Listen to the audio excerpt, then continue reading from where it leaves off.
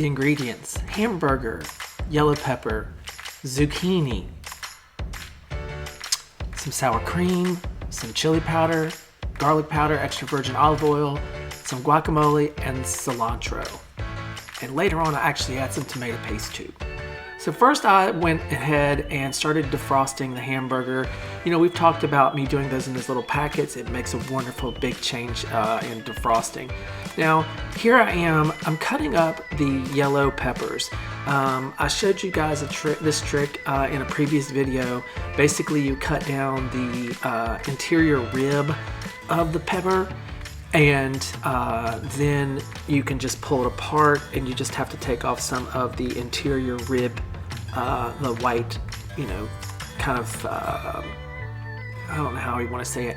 Anyway, the white kind of, I don't know, guys. So I'm just gonna keep on going. It's just, the word's not coming to me yet. It's kind of papery, crepey kind of. So here what I'm doing is I'm cutting off a little bit of the bottom, putting it in my container. I am working on slicing these. Notice one of the tricks that my friend Tracy, the chef, taught me is to use the tip of the knife and then use the interior of the knife to cut across, but use the tip to actually rake it across the pepper.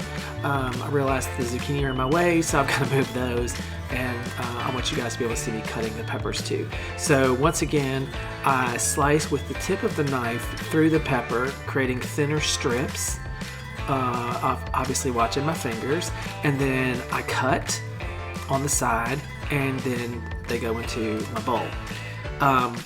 Now, one of the things I'm doing with this video, obviously it's a little different than most of the time because usually I'm talking to you guys as I'm doing this. But today I decided to try something a little different. So let me know in the comments if you like it, or you're like, go back to talking to us. It feels weird. It was weird for me not to talk to camera and just sit there and cut vegetables. But what I also did with this is, you're gonna love this. I literally did not speed up the cutting of the vegetables. I wanted to show you the true prep time in this lean and green meal. So keep in mind, right now the hamburger is defrosting because it was frozen, but you know, if you go to the grocery store and buy it out of the refrigerated section, you don't have to worry about that part.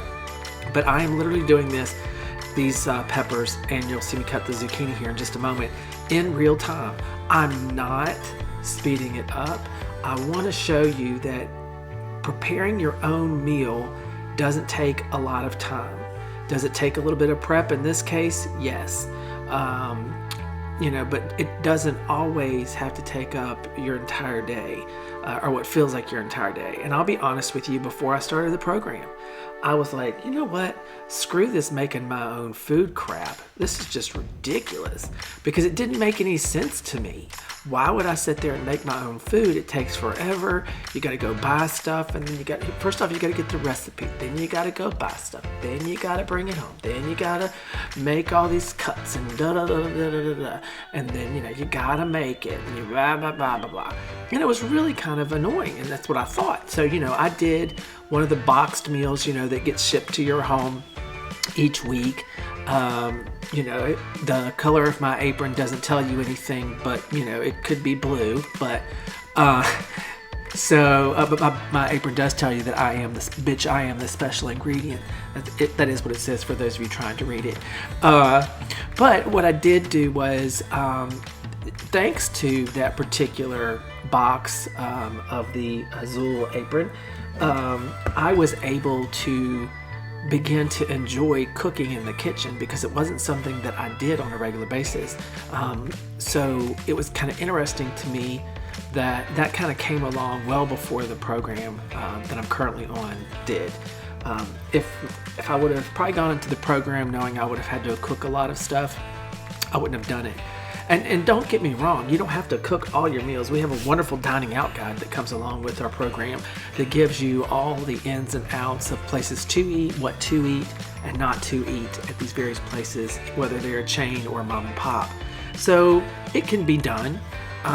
You know, you don't always have to cook at home, but, you know, sometimes I'm kind of discovering I am enjoying cooking at home. I enjoy trying new recipes. using my knife skills that my friend Tracy taught me, and really getting in the kitchen and, making something that's delicious that I can share with somebody else and have them enjoy it too. So I'm about to finish up with the peppers here, and I'm getting ready to start on the zucchini in just a moment.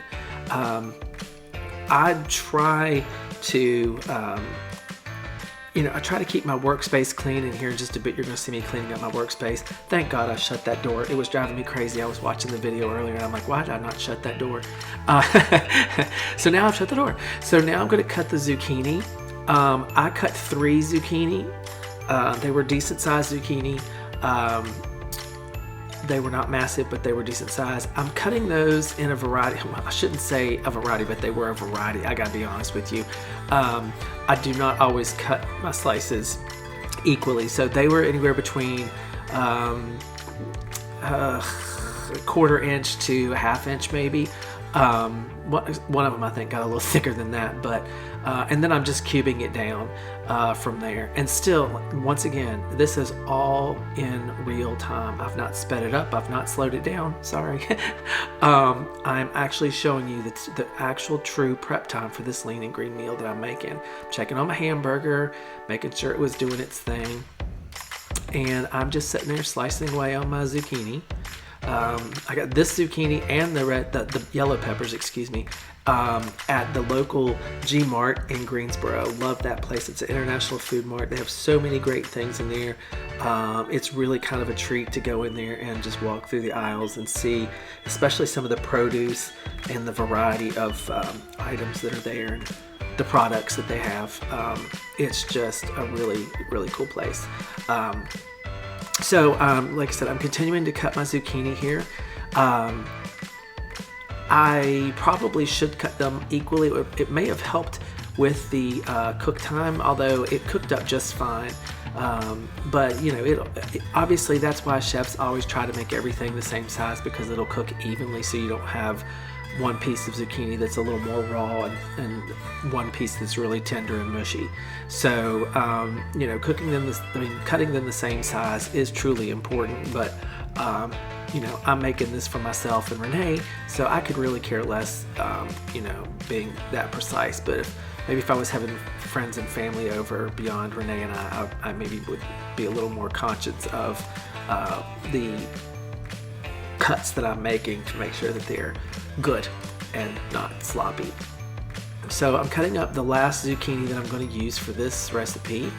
And so you can see we're only about 8 minutes into the video, and I've almost got all of my items prepped, because these are the only 2 vegetables that are actually in the soup, the taco soup, which kind of blew me away a little bit, because I really thought there would be more vegetable in it. And just so you know exactly what's in here, I use beef. You can also use ground turkey. There's some avocado oil, which I did not have, unfortunately, so I had to use olive oil. But chili powder, salt, zucchini, yellow bell peppers, and later on we'll have some sour cream, guacamole, and we also have chopped cilantro, which is optional, which in my house, it's never optional. It's always there. So I'm breaking out my soup bag. Now, this is something else Tracy taught me about, and actually I used a frozen one that I made earlier, but this is cuttings from your vegetables that you throw in there, and you actually use it to make vegetable broth, which is actually what I used in the recipe, because it called for water, and I was like, no ma'am, I'm going to use vegetable broth. So I made my own broth from a bag that I had downstairs already, so that's what I used, but there I am putting it in my freezer, back in my freezer, so I can use those for another time. So now I'm going to get the beef out of the sink. So as you can see, it's just been about 8-9 minutes. I'm going to put some oil in the pan first because it called for it. I'm not sure exactly why it called for it, but it did, because I just normally don't do that when I do hamburger, but whatever. So now I'm getting the hamburger out of the gallon bags that I've done, and as you can see, it is not frozen any longer. I think that bag right there had a couple spots in it that were a little hard, but because they hadn't completely defrosted, but overall it was defrosted. And here's the second bag. So it's 2 pounds of ground beef or turkey. Like I said, I use ground beef, lean ground beef, because it seemed to make more sense to me for a taco. Now here I am putting in garlic powder. Now garlic powder wasn't on the list, neither was salt and pepper, but I think you should always season the meat as it cooks, not after. Y'all know I like pepper, so I'm going to town on my pepper grinder. So just bear with me on that one. But yeah, so I always season my meat, whether it's before I cook it. So either it's a hamburger if I put it out on the grill, I'm making spaghetti sauce, whatever. I always do that first. So here I am putting the salt in. I'm not using a whole ton of salt. After eating it tonight, I probably could have used just a tiny bit more, but it was okay. Now this seasoning that I have here that I'm getting ready to put on, this is one that we got at G-Mart. It's a Mexican seasoning. And it's kind of like a chili seasoning. They're little pebbles, and they just were a pain in the butt to come out because of those little holes. So I was trying to get it to come out, and it wasn't doing it, and then it just was getting frustrated, or I was getting frustrated, so I kept trying and trying, but I had a few come out, not as many as I'd want, but as you can see, it's like, okay, come out the damn jar. So I'm like, I give up.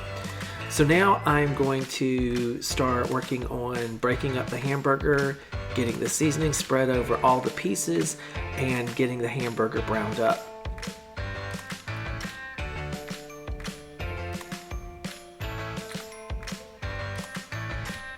So normally when I brown hamburger, like I said, I don't put oil in the skillet. That still makes me wonder why they put that there, but it may have been because it was turkey. Originally they didn't want the turkey to stick to the skillet, but I don't know, but I did what they told me to do.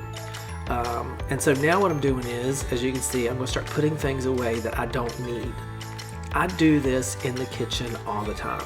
I don't leave a bunch of stuff out on the counter. We have plenty of counter space. I could leave stuff out on the counter all day long if I wanted to. But I like putting things up and keeping the kitchen clean so that my workspace is always open to where I can do what I need to do, have everything available, and I don't have to fight it over and move things around too much. So here you see I'm bringing everything towards the stove. There's the cilantro. I've got the slow cooker there, getting ready for its big debut. But for the most part, I'm just trying to get the hamburger browned up. As you can see, it's still pretty pink, so it's going to be just a tiny bit before it actually gets browned up to where we want to use it. So we're going to wait just a little bit, and then we'll be back.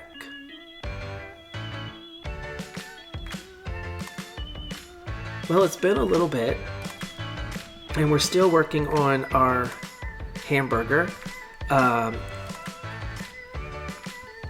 And so I'm draining the hamburger now. I'm draining that oil off because, like I said, there was oil there that I really didn't think needed to be there. Plus, I told you in another video, I always drain hamburger, no matter if it's leanest hamburger cut. I always get the extra grease and oil off of that. So now I'm draining it, and I'm going to take it back over into the pan so that I can brown it up a bit more, because I want it to be browned up really well. So as you can see, it's definitely browned up from where it was earlier. So we browned it up, and it is all ready to go.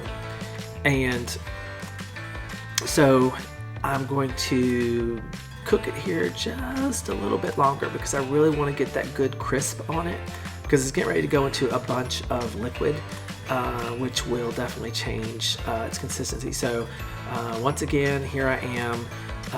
There's a mess, and I'm going to clean it up. There was some drippings from when I transferred the hamburger back over. It's on the floor, and I'm doing that also because I have 2 pit bulls who would come in and be licking the floor underneath my feet and probably tripping me up. So that's what I'm doing here, is I'm just trying to take care of the mess. Even in the sink there, that's my coffee pot you see there to the left. It's right there where the camera usually sits, so apologies, but at least, hey, you can see most of me. So now I'm going to go back, I'm going to check out ingredients, I'm thinking about what I need to do next, and I'm just going to move that hamburger around just a little bit more because I really want to make sure, one, it's not burnt, but also I want to make sure it's got a good crisp on it, like I said. And then we'll be just about ready to go into the crock pot. Now here's the thing, I thought the camera was shooting when I was putting stuff in the crock pot, but it wasn't.